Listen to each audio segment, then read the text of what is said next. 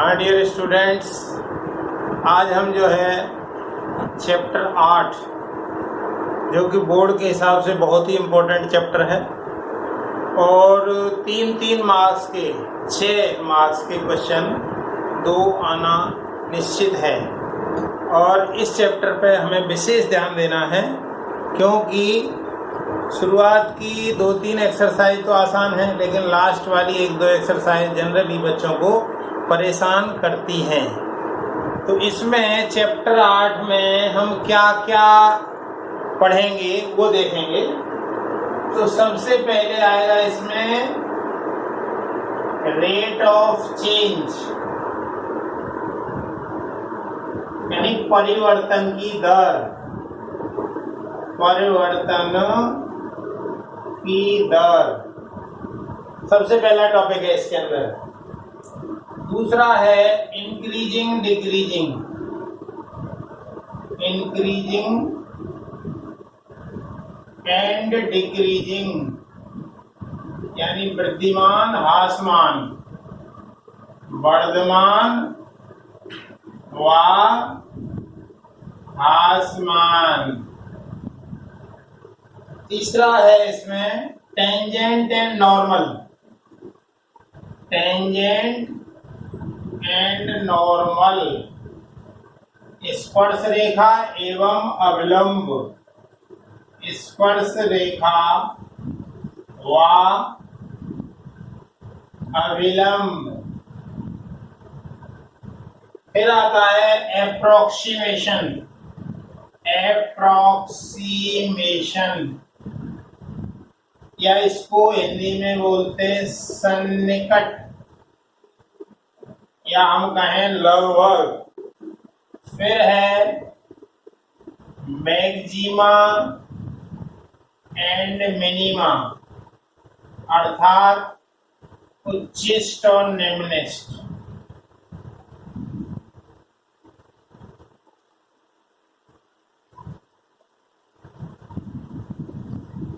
तो ये जो चैप्टर 8 है वो इन 5 टॉपिक से मिलके बना हुआ है। ये सबसे पहला टॉपिक है रेट ऑफ चेंज, यानी परिवर्तन की दर। इसके बारे में आप लोग फिजिक्स में पढ़ चुके हैं। फिजिक्स की जो इनिशियल स्टार्टिंग होती है 11th वाले पार्ट की, तब इसी को पढ़ा जाता है। रही बात वर्धमान ह्रासमान, वर्धमान मतलब एक वक्र x के बढ़ने के साथ साथ y बढ़े तो वर्धमान होता है, और यदि वो x तो बढ़े लेकिन y घटे तो वो ह्रासमान होता है। तीसरा और इम्पोर्टेंट टॉपिक है टेंजेंट एंड नॉर्मल, स्पर्श रेखा एवं अविलंब। वैसे हमने 11th में पढ़ लिया है ये कोऑर्डिनेट में, लेकिन यहाँ पर कैलकुलस का उपयोग, dy/dx का उपयोग करके हम टेंजेंट एंड नॉर्मल निकालेंगे। उसका चौथा टॉपिक है सन्निकटन, मतलब लगभग मान निकालना। जैसे 25 का वर्गमूल होता है 5, लेकिन 26 का वर्गमूल लेना है तो कितना आएगा, वो लगभग मान हम कैलकुलस की हेल्प से निकालेंगे। और जो सबसे इम्पोर्टेंट और थोड़ा सा बच्चों को परेशान करने वाला, मैक्सिमा मिनिमा, उच्चिष्ट व निम्निष्ट, ये 5 टॉपिक हम इसमें पढ़ेंगे। तो एक एक करके बात करेंगे। तो सबसे पहले टॉपिक की बात करेंगे। सबसे पहला टॉपिक हमारा है रेट ऑफ चेंज, यानी राशियों के परिवर्तन की दर।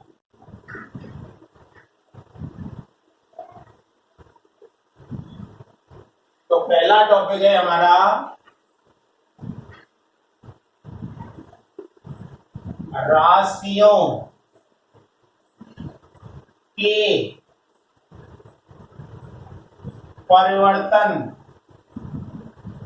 की दर। Rate of change of quantities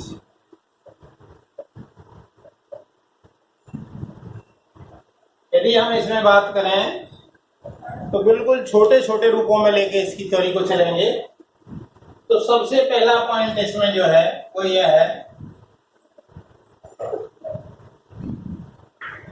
हम जानते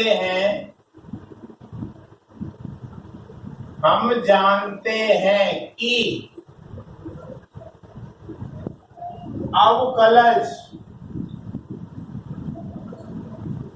ds बाई dt का तात्पर्य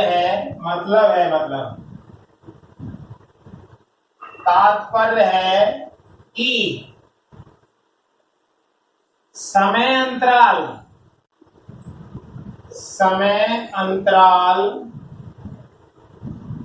t, ये जो समय अंतराल t है, के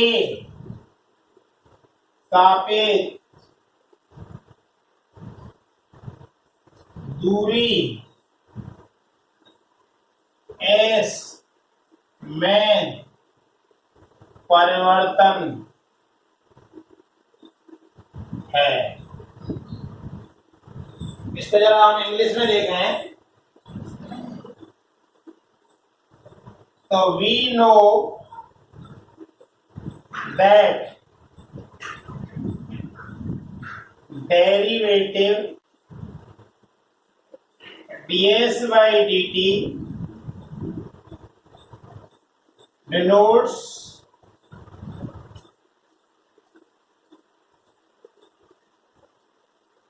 change in distance s with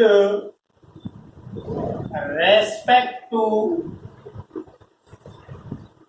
time interval t।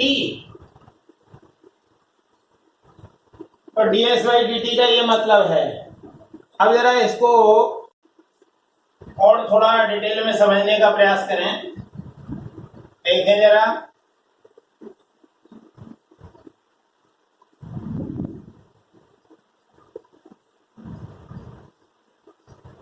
मान लीजिए ये कोई पार्टिकल है, ये उसकी ए पोजीशन है, ये बी पोजीशन है। यहां तक का जो उसका समय है वो एस है, समय बी तक का, और यहां तक का जो टाइम है वो टी है इसको। अब जरा हमारा टाइम, हमने डिस्टेंस ds और बढ़ा दी, तो ds समय और टाइम भी dt बढ़ गया। अब आपका पार्टिकल b की बजाय c पे पहुंच गया है। तो टोटल डिस्टेंस की यदि हम बात करें तो s प्लस ds हो गई है, और यदि टाइम की बात करें तो t प्लस dt हो गया है। ठीक है, तो अब हम यहां देखें तो change in distance upon change in time,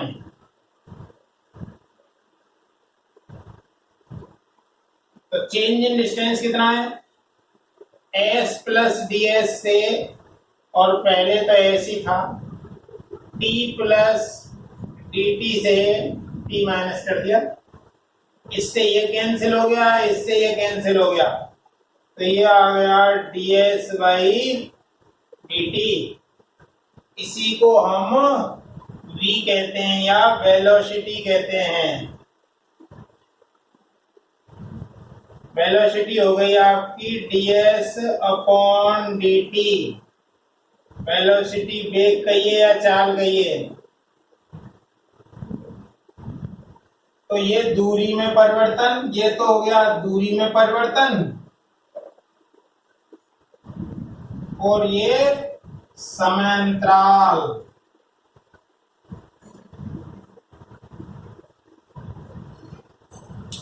तो वेग या चाल जो होती है वो विस्थापन की दर कहलाती है। विस्थापन की दर या rate of change of displacement.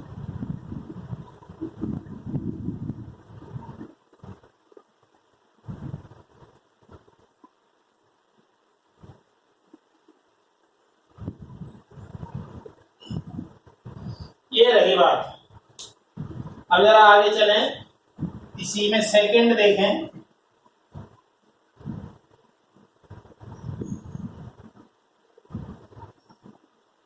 Second point देखते हैं।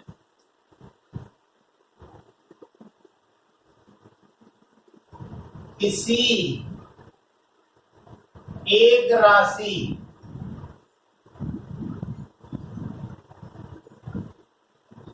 x के सापेक्ष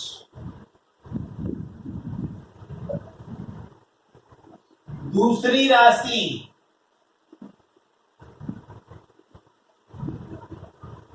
y में परिवर्तन किसी नियम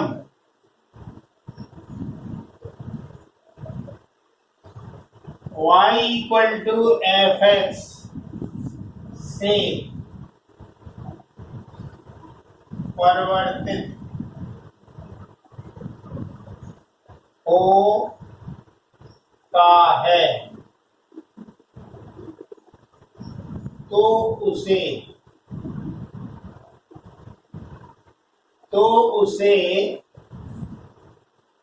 dy बाई dx या f डैश x से निरूपित करते हैं। देखें जरा, इसको समझने का प्रयास करें।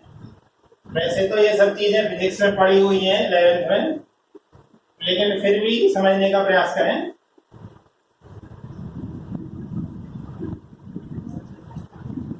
इसको यार इंग्लिश में देखें तो dy बाई dx क्या है?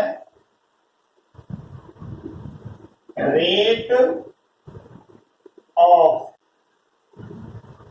Change of y with respect to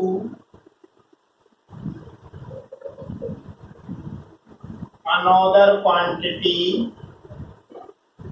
x.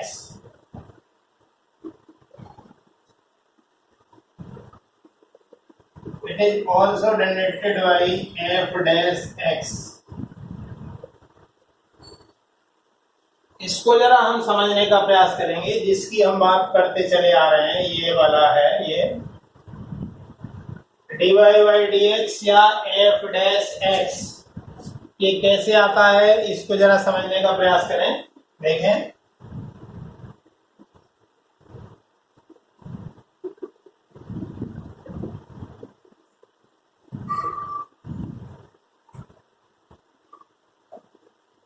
यह है, ये ओरिजिन है, ये एक्स एक्सिस है, ये वाई एक्सिस है।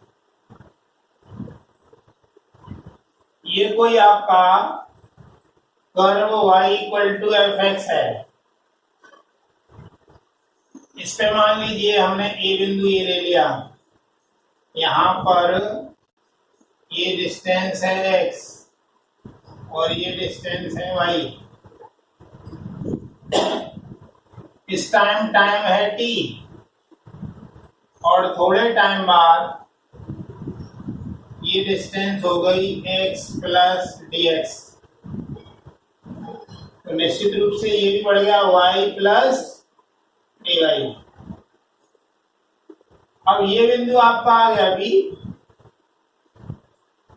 तो यहाँ के यदि b के निर्देशांक लें x प्लस dx और y प्लस dy, और a के निर्देशांक हुए x, y। अब इन दोनों को यदि ऐसे ज्वाइन करें, ये ज्वाइन कर दिया, तो अब इसमें यदि हम देखें तो tan थीटा जो होता है ये एंगल है आपका थीटा, तो tan थीटा होगा ये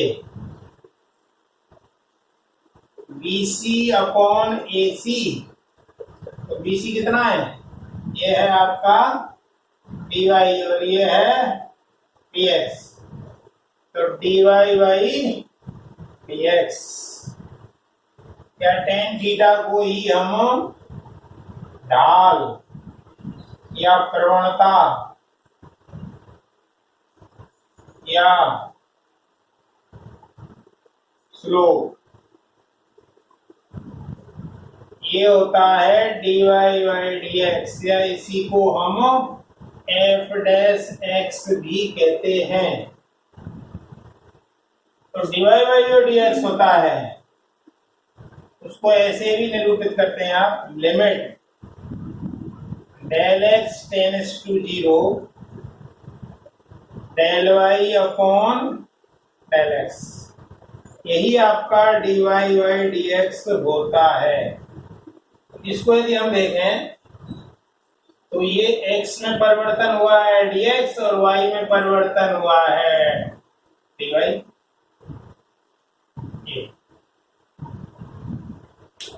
ये आपका dy बाई dx आ गया है। तो dy बाई dx का मतलब ये है, और इसका हमें बहुत जरूरत है क्योंकि अवकलज का अनुप्रयोग है, तो अवकलन तो होना ही होना है। तो किसी भी पॉइंट पर यदि आप dy बाई dx निकाल देते हैं तो आपका अवकलन आ गया है। लेकिन इसको प्रवणता या ढाल या आप तभी कह पाएंगे जब उसमें कोई पर्टिकुलर पॉइंट, मान लीजिए यहाँ पर x की जगह x नॉट रख दें, इसमें x नॉट रख दें यहाँ पर, तो देखिए जरा क्या मतलब है इसका।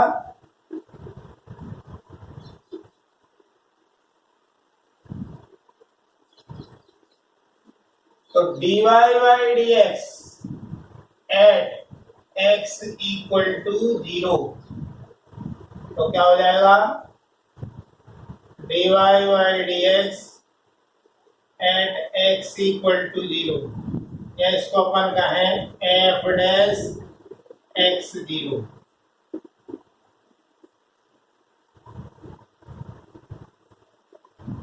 किसी बिंदु x बराबर x0 पर x के सापेक्ष y में परिवर्तन उस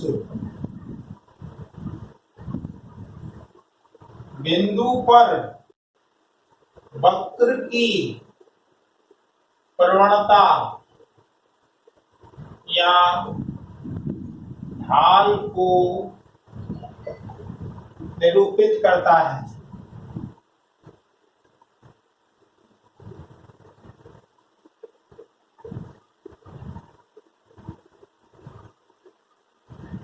देखें जरा,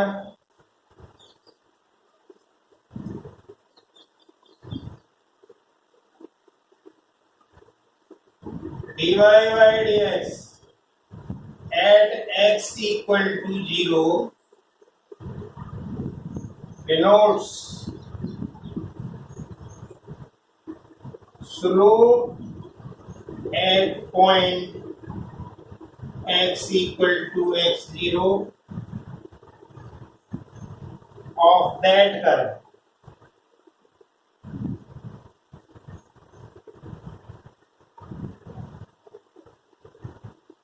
क्या है, dy बाई dx में यदि हम कोई x या y का मान जो भी अपने पास अवेलेबल है वो रख देते हैं तो वो उसकी ढाल या प्रवणता कहलाई जाएगी। अब जरा तीसरे पॉइंट पे चलते हैं। तीसरा पॉइंट देखें,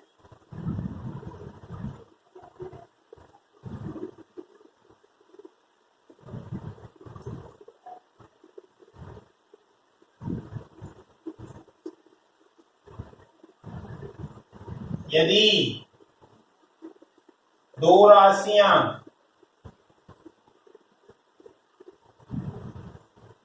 एक्स वाई टी के साथ x बराबर एफ टी तथा y बराबर जी टी के अनुरूप परिवर्तित हो रहे हैं तो श्रृंखला नियम से dy by dx equal to dy by dt upon dx upon dt लेंगे, जहां dx बटे dt का मान 0 नहीं होना चाहिए।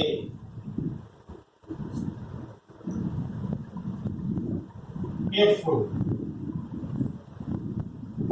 quantities x and y are changing with t by x equal to ft and y equal to gt, then by chain rule dy by dx equal to dy by dt upon dx upon dt। इसमें dx upon dt का मान 0 नहीं हो सकता है। तो ये तो हमने 7th चैप्टर में पढ़ा भी है। जब भी पैरामेट्रिक रूप में दिया होता है, प्राचल रूप में दिया होता है, तो dy by dx इसी प्रकार से ही निकालते हैं। अगर अगला पॉइंट देखें,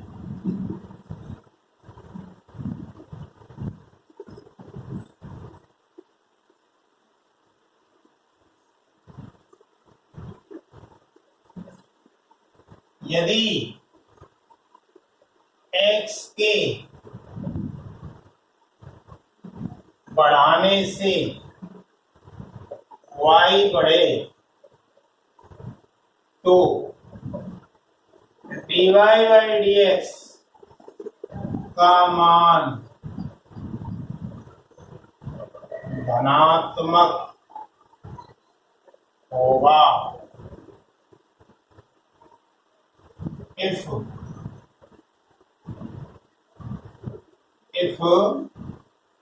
y increases as x increases, then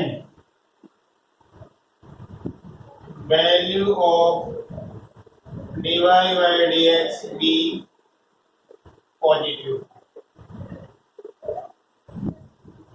इसी प्रकार से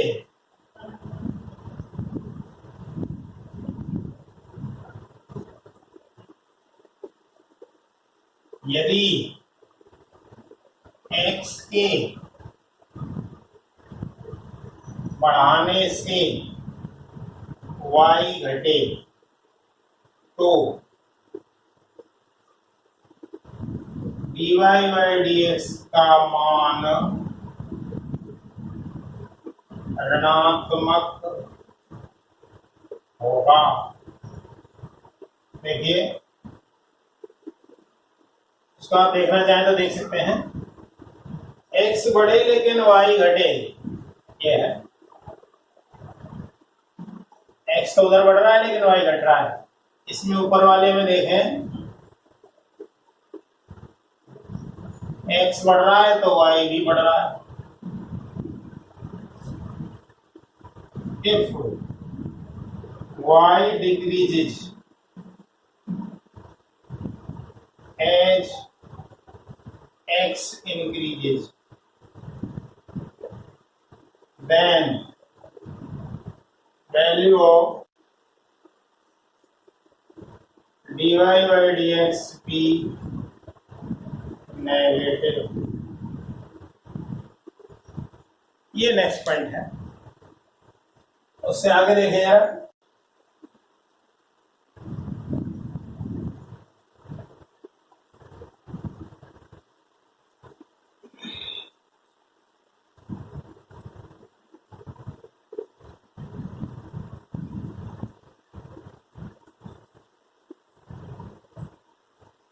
यदि Q1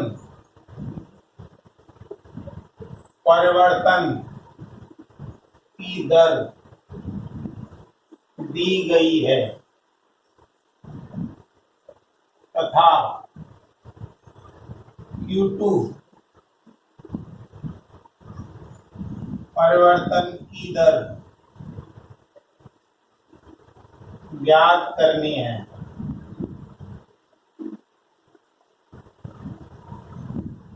तो पहले Q1 व Q2 में संबंध स्थापित करें, फिर अवकलन करने के बाद Q2 ज्ञात किया जा सकता है। मान लो हमें कोई Q1 दिया हुआ है रेट ऑफ चेंज और Q2 हमें पता है, तो पहले Q1 और Q2 में रिलेशन निकाल लेंगे, क्या रिलेशन है, फिर उसको डिफरेंशिएट कर देंगे और फिर उसमें Q2 आप ज्ञात कर सकते हैं। If rate of change Q1 is given and Q2 is required, then generate relation between Q1 and Q2. After that,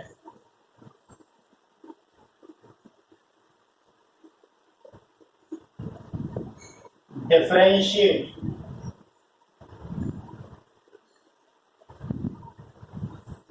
and get value of Q2। ठीक है, नेक्स्ट पॉइंट देखें।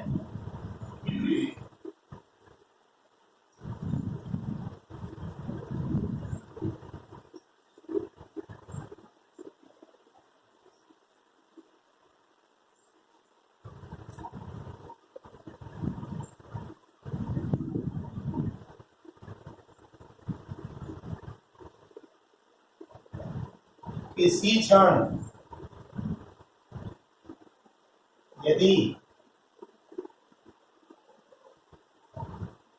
किसी चर का मान दिया गया है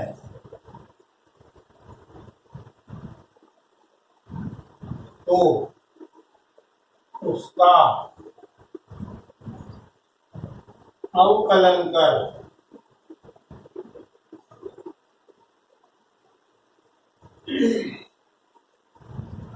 उसमें चर का मान रखकर परिवर्तन की दर ज्ञात की जा सकती है।